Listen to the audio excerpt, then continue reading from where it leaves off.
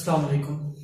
Topic है nucleophilic substitution unimolecular reactions, SN1 reactions हमारा आज टॉपिक है, जिसमें हमने जो है ना इसका रिएक्शन देखना है, इसका मैकेनिज्म देखना है और इसमें जितनी भी इसकी इस रिएक्शन में जो इंपॉर्टेंट पॉइंट्स होते हैं, इसकी प्रॉपर्टीज होती है, हमने वो सारी बातें जो है इसमें डिस्कस करनी है।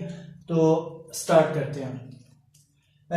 जो हमने क्योंकि अल्काइल हैलाइड्स का चैप्टर स्टार्ट किया हुआ है, तो अल्काइल हैलाइड्स में अगर देखें तो हम कहते हैं कि जो टर्शियरी अल्काइल हैलाइड्स हैं, जब वो रिएक्शन करती हैं तो जब वो जो रिएक्शन उस रिएक्शन का जो मैकेनिज्म है वो मैकेनिज्म जो है वो SN1 मैकेनिज्म होता है टर्शियरी अल्काइल हैलाइड्स का।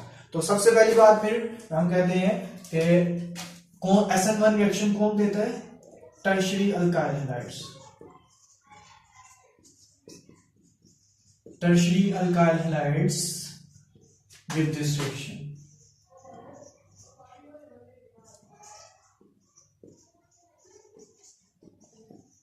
ठीक है, याद रखना है ये एक ऐसा रिएक्शन है जिसमें अल्काइल हैलाइड्स जो है वो दो स्टेप्स में ये रिएक्शन जो है ना ये कंप्लीट करती हैं। तो हम बोलते हैं कि ये क्या है, ये 2 स्टेप मैकेनिज्म है। मतलब कि ओल्डर बॉन्ड्स ब्रेक पहले होंगे और पहले स्टेप में ओल्डर बॉन्ड जो पहले अल्काइल हैलाइड्स में है वो ब्रेक होंगे, जो हैलोजन के साथ है फर्स्ट स्टेप में वो ब्रेक होगा, और सेकंड स्टेप में जो अटैकिंग न्यूक्लियोफाइल है जो नया बॉन्ड बनना है वो सेकंड स्टेप में बनेगा। ठीक है, तो हम पहले जो है ना इस रिएक्शन का मैकेनिज्म रिएक्शन लिखते हैं, फिर उस रिएक्शन के बाद मैकेनिज्म देखेंगे और मैकेनिज्म के साथ जो है ना इसकी प्रॉपर्टीज को डिस्कस करेंगे कि इसमें कौन इनकी खसूसियत कौन कौन सी है। तो tertiary alkyl halide for example हम बोलते हैं कि ये टर्शियरी है। ठीक है, अब ये जो टर्शियरी अल्काइल हैलाइड है इसका जब रिएक्शन हम करते हैं KOH के साथ, तो ये KOH जो है क्या करता है, इसके साथ रिएक्शन करता है, तो यहां से हाइड्रोक्सिल ग्रुप निकलता है और ये हाइड्रोक्सिल ग्रुप जो है इस हैलोजन को रिप्लेस कर देता है। लेकिन ये 2 स्टेप में होता है। इसका मैकेनिज्म देखते हैं, पहले हम ये रिएक्शन लिख लें जरा। तो ये हो जाएगा ये CH3 thrice OH plus KCl। ठीक है, तो ये रिएक्शन है। अब इस रिएक्शन का जो मैकेनिज्म है वो मैकेनिज्म हम कहते हैं कि ये क्या है, SN1 मैकेनिज्म है इसका। ठीक है, तो वो कैसा होता है उसको देखते हैं मैकेनिज्म।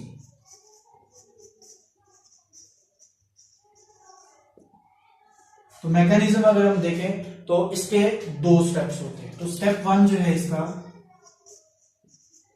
स्टेप 1 में क्या होता है कि ये इसको लिख ले पहले। स्टेप 1 ये है कि ये क्या हो जाती है, इसकी आयोनाइजेशन हो जाती है। ठीक है, फर्स्ट टाइम में क्या होगी, इसकी आयोनाइजेशन हो जाएगी। मतलब ये जो अल्काइल हैलाइड है इसमें से ये हैलोजन जो है ये यहां से रिमूव हो जाएगा, अपने लोन पेयर्स लेगा और मतलब अपने इलेक्ट्रॉन्स जो है वो लेगा यहां से और उनको लेके तो ये यहां से रिमूव हो जाएगा। इसी क्या बनेगा, ये वैसे ये रिवर्सिबल रिएक्शन इसको बोल सकते हैं क्योंकि ये दोबारा भी अटैच हो सकते हैं इसके साथ। तो फर्स्ट टाइम में हम बोलते हैं कि ये क्या करता है, यहां से जब ये क्लोरीन अपने इलेक्ट्रॉन ले जाएगा तो कार्बन के पास कोई इलेक्ट्रॉन नहीं छोड़ के जाएगा, जो बॉन्ड पेयर था वो ले गया। इसका मतलब है कि अब फिर कार्बन पे पॉजिटिव चार्ज आ जाएगा। जब कार्बन पे पॉजिटिव चार्ज होता है तो इसको क्या बोलते हैं, इसको हम बोलते हैं कि ये क्या बन गया, हम कार्बोकेटाइन। कार्बोकेटाइन। अब ये कौन सा कार्बोकेटाइन है, ये टर्शियरी कार्बोकेटाइन है। ठीक है, टर्शियरी कार्बोकेटाइन की वजह से ही इस रिएक्शन में बहुत सी प्रॉपर्टीज जो है ना वो फिजिबल है, इसको भी हम डिस्कस करते हैं। तो ये कौन सा है, टर्शियरी कार्बोकेटाइन है, 3 डिग्री कार्बोकेटाइन है। ठीक है, तो फर्स्ट टाइम में क्या होता है, ये आयोनाइजेशन हो जाती है। इसकी जो लिविंग ग्रुप है वो पहले खुद ब खुद ही यहां से लीव कर देते हैं। हैलोजन क्या है यहाँ पे, अब ये लिविंग ग्रुप है, इसको L से डोनेट करते हैं। चलिए इसको पूरा लिख लेते हैं, ये है लिविंग ग्रुप। ये यहां से पहले स्टेप में ये लीव हो गया। जबकि सेकंड स्टेप क्या है, सेकंड स्टेप में हम बोलते हैं कि ये क्या करता है, स्टेप 2 जो है उस पर क्या होगा, अटैक होगा। ठीक है। अब जो न्यूक्लियोफाइल है वो न्यूक्लियोफाइल इस पे अटैक कर सकता है, किसपे, ये जो कार्बोकेटाइन बना है। इसकी प्रॉपर्टीज भी देखते हैं हम, पहले इसको लिख लें, फिर सारी बातें करते हैं कि इसमें जो है वो अटैक कब होना चाहिए, कैसे होता है, रिएक्शन की प्रॉपर्टीज जो है वो सारा कुछ देखते हैं। तो अब सेकेंड स्टेप में क्या करता है, ये जो न्यूक्लियोफाइल है वो यहाँ पे अटैक करता है, ठीक है, इसके ऊपर अटैक करेगा और प्रोडक्ट बनेगा, ठीक है। तो प्रोडक्ट में अब आपने पहले इसको लिख लेते हैं। अच्छा देखें जी, चले इधर ही बात करते हैं, स्टार्ट करते हैं हम अपनी। देखें ये जो रिएक्शन है, इस रिएक्शन में हम बोलते हैं कि ये 2 स्टेप्स में होता है, 2 स्टेप मैकेनिज्म है ये, ठीक है।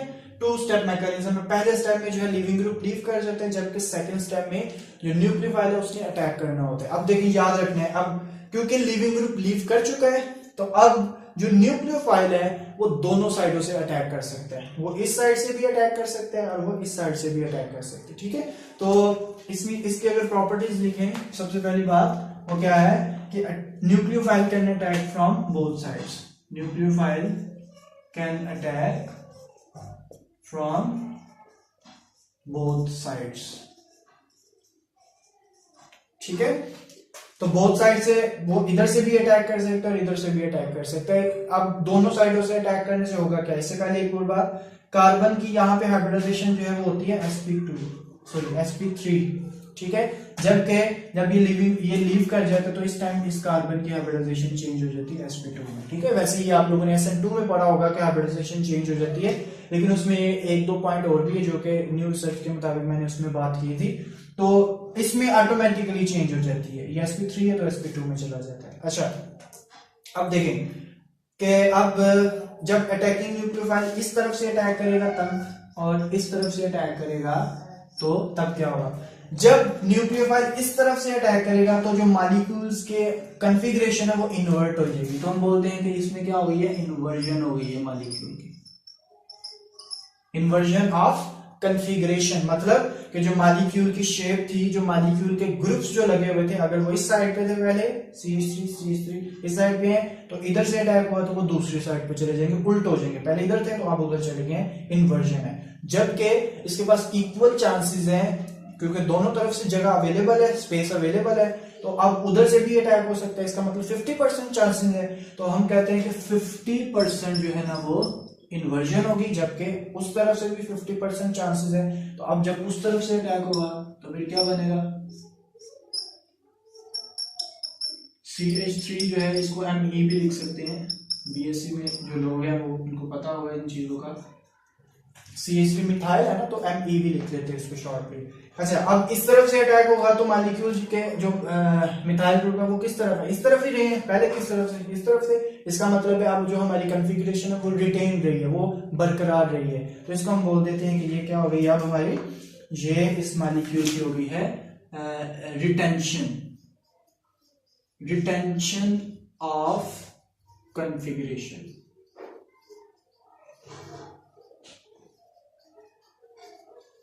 ठीक है। और ये कितने परसेंट हुई है, ये भी 50% क्या होगी, रिटेंशन। 50% चांसेस है कि वो इन्वर्ट हो जाए, 50% चांसेस है कि वो रिटेन रहे उसकी कॉन्फ़िगरेशन, ठीक है। तो अब इसको कवर करें तो इसमें हम बोलते हैं कि ये रिएक्शन जो है क्या है, टर्शियरी अल्काइल हैलाइड जो रिएक्शन देते हैं। इसकी भी वजह बता दो कि टर्शियरी अल्काइल हैलाइड ही क्यों ये रिएक्शन देते हैं। ये जो है ये 2 स्टेप में होता है, अभी और बहुत सी बातें इसमें रहने वाली करने वाली, जैसे इसकी मॉलिक्यूलरिटी की अभी हमने बात नहीं की, तो इस रिएक्शन की मॉलिक्यूलरिटी वो भी बातें अभी हमने करनी है कि टर्शियरी अल्काइल हैलाइड क्यों ये रिएक्शन दे सकते हैं बस। तो मॉलिक्यूलरिटी हम बोलते हैं कि number of molecules taking part in rate determining step. तो अब इसमें 2 स्टेप्स हैं, जब SN2 में तो एक ही स्टेप होता था ना, तो वही रेट डिटरमिनिंग था। अब इसमें 2 स्टेप्स हैं, स्टेप 1 और स्टेप 2। अब रेट डिटरमिनिंग स्टेप जो है वो स्लो स्टेप होते हैं। अगर 2 स्टेप है तो उनमें से जो स्लो होगा वो होगा हमारा रेट डिटरमिनिंग, और मतलब कि जो रिएक्शन की रफ्तार है वो डिपेंड करती है कि स्लो जो रिएक्शन है, लेकिन जो फास्ट रिएक्शन है वो तो कंप्लीट होकर आराम से बैठ जाएगा, जबकि टाइम कितना लगना है ये हमें जो घर में भी अगर जो है ना 5 लोग काम कर रहे हैं, तो अगर 4 लोग बड़ी जल्दी काम कर लेते हैं तो इसका मतलब है काम का इख्तिताम तब तक नहीं होगा हमारे घर में जब तक स्लो जो है ना वो एंड पे जो रह जाता है, जब तक वो खत्म करेगा तो फिर हम बोलेंगे जी अब सारा काम मुकम्मल हो गया। तो इसी तरह हम बोलते हैं कि जो स्लो स्टेप है वो रेट को डिटरमिन करेगा, वो रफ्तार बताएगा कि हमारे पूरे प्रोसेस की रफ्तार क्या है। तो जो इन दोनों स्टेप में से ये स्टेप जो है ये होता है स्लो, क्योंकि ये आयनाइजेशन और ये बॉन्ड्स ब्रेक हो रहा है तो ये रिएक्शन स्लो होता है। जबकि सेकंड स्टेप में क्या होता है, ये कार्बोकेटाइन है, प्लस चार्ज है, इस पे कौन सा चार्ज है, एनाइन है, ये नेगेटिव चार्ज है। रिएक्शंस किनका, ये आयनिक रिएक्शंस है, आयंस जो है आपस में रिएक्शन कर रहे हैं तो ये रिएक्शन बहुत फास्ट होते हैं। ठीक है, तो ये रिएक्शन क्या होता है, ये स्टेप बहुत फास्ट होता है। तो ये स्लो स्टेप है, इसका मतलब ये हमारा रेट डिटरमिनिंग स्टेप है, ये स्टेप 1 रेट डिटरमिनिंग स्टेप। ठीक है, तो रेट डिटरमिनिंग स्टेप में जितने भी मॉलिक्यूल्स हिस्सा लेते हैं वो क्या कहलाती है, molecularity. Number of molecules taking part in rate determining step is called molecularity. तो कितने मॉलिक्यूल्स है इस स्टेप में, सिर्फ एक मॉलिक्यूल है, तो इसका मतलब है इस रिएक्शन की जो मॉलिक्यूलरिटी वो क्या है, 1। ठीक है, अब रेट इक्वेशन की बात करें तो जो रेट डिटरमिन कौन करता है, स्लो स्टेप। तो रेट इक्वेशन जो है वो हम लिखेंगे इसकी रेट इज इक्वल टू के इंटू अल्काइल हैलाइड। अब देखें, अब इस रेट इक्वेशन में, इसको रेट इक्वेशन भी बोलते हैं हम, ये रेट इक्वेशन जो है इसमें अब किसकी कंसंट्रेशन है, ये बड़ी ब्रैकेट को जो है वो कंसंट्रेशन पढ़ते हैं, तो ये क्या है, कंसंट्रेशन ऑफ अल्काइल हैलाइड्स। इसका मतलब है कि ये जो रिएक्शन है इसकी, इसमें अगर आप जो न्यूक्लियोफाइल है इसकी कंसंट्रेशन कम या ज्यादा करेंगे तो इसकी रफ्तार पे कोई फर्क नहीं पड़ेगा। तो इसकी रफ्तार पे फर्क कब पड़ेगा, कम या ज्यादा, मतलब चेंज कब होगी, जब हम सिर्फ अल्काइल हैलाइड को चेंज करेंगे तो इसकी जो रेट है वो चेंज होगा। ये न्यूक्लियोफाइल की कंसंट्रेशन पे जो है ना वो डिपेंड नहीं करता, क्योंकि रेट इक्वेशन में सिर्फ कंसंट्रेशन ऑफ अल्काइल हैलाइड है। ठीक है, तो अब ऑर्डर ऑफ रिएक्शन क्या होता है, ऑर्डर ऑफ रिएक्शन हम बोलते हैं कि रेट इक्वेशन में जो कंसंट्रेशंस हैं उन कंसंट्रेशन के ऊपर जो पावर है वो कितनी है, उनका सम कर लें। तो कितनी कंसंट्रेशन है, एक ही है ना बस कंसंट्रेशन, तो एक, इसकी पावर क्या 1 है, तो ऑर्डर ऑफ रिएक्शन क्या है 1। इसका मतलब है कि ये क्या है, ये फर्स्ट ऑर्डर रिएक्शन है। वैसे हम इनको जो है ना फर्स्ट ऑर्डर की बजाय हम सूडो फर्स्ट ऑर्डर बोलते हैं। ठीक है, क्योंकि इसमें जो है वो 2 मॉलिक्यूल्स हैं जो रिएक्शन में हिस्सा लेते हैं, लेकिन ये फर्स्ट है, सॉरी, जब वाटर एक्ट करता है तो वो तब होती है। अच्छा चलें, तो हम बोलते हैं कि अब इसमें जो है वो कितने उसकी कंसंट्रेशन क्या आ रही है, 1 आ रही है, तो इसकी जो है वो हम बोल देंगे कि ऑर्डर ऑफ रिएक्शन क्या आ गया, इसका 1 आ गया। ठीक है जी, तो ऑर्डर ऑफ रिएक्शन 1 है। अब बात ये है कि ये देते हैं कौन से, टर्शियरी अल्काइल हैलाइड रिएक्शन देते हैं। तो टर्शियरी अल्काइल हैलाइड क्यों रिएक्शन देते हैं और ये 2 स्टेप्स में ही क्यों होता है, देखिए मैं कहता हूं कि मैं इसको करवाना चाहता हूं सिंगल स्टेप में, मतलब SN2 रिएक्शन करवाना चाहिए। SN2 को कहते हैं ना सिंगल स्टेप मैकेनिज्म है। तो अगर आपने एक ही स्टेप में करवाना है तो इसका मतलब है कि अटैक हो, लीव भी हो जाए, लीविंग ग्रुप चला भी जाए और प्रोडक्ट भी मिल जाए। तो क्या ऐसा पॉसिबल है, चेक करते हैं।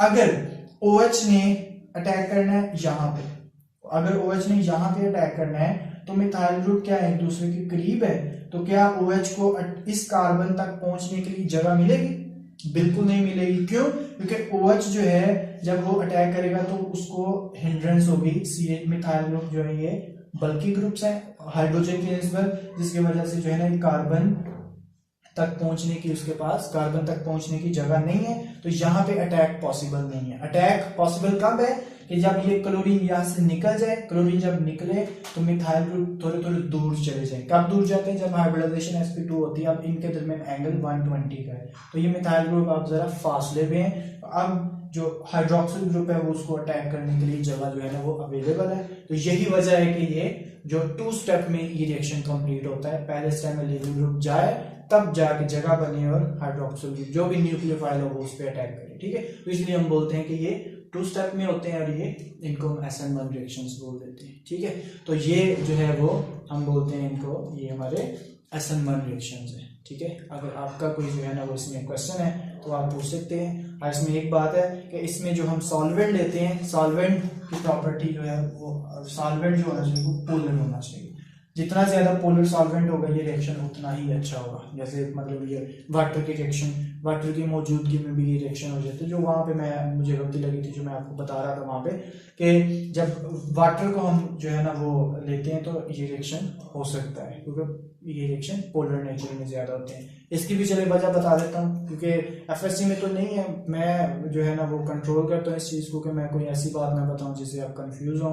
तो लेकिन चले यहाँ FSC वालों को तो यहाँ तक काम कंप्लीट हो गया। अगर BSc वाला अगर कोई ये देख रहा है तो उसके लिए हम बोलते हैं कि पोलर सॉल्वेंट हम इसलिए इस्तेमाल करते हैं क्योंकि पहला स्टेप क्या है, आयोनाइजेशन होनी है।